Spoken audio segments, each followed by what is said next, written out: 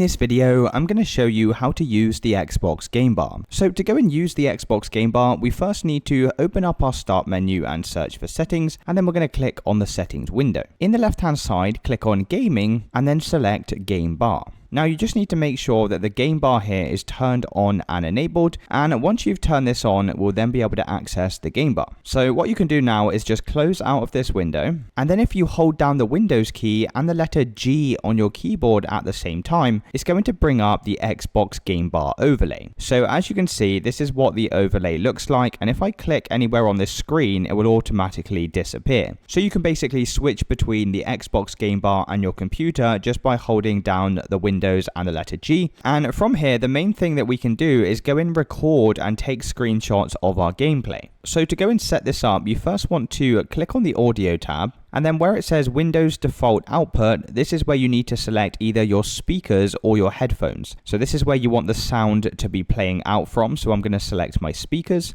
and then we're going to click on voice in the top navigation, and now select your Windows default input device. So this is going to be your microphone if you have one installed onto your computer. So I'm going to select my Yeti stereo microphone. And once you've set up your audio settings, we can then click on the settings wheel in the top right hand side, click on shortcuts, and then down at the bottom here, you'll find all of the different keyboard shortcuts that you can use to go and record your gameplay. So you can see just the standard start and stop recording. We can press the Windows, Alt, and the R on our keyboard, and that's going to start and stop recording your gameplay. Now, if you just want to record the last 30 seconds, like an instant replay of your gameplay, then you can press the Windows, Alt, and the letter G on your keyboard, and you can basically use these shortcut keys whilst you're inside of your games. Now, you can change these keys as well just by clicking here and selecting the key that you want to use. Now, you need to make sure you use either the Control, Alt, or Shift, and one other key. So for example, if I set this to Alt and the letter X, and once you've saved your changes, you can just come down to the bottom here and press save. Now you don't need to use the shortcut keys. You can just click on this capture tool at the top here,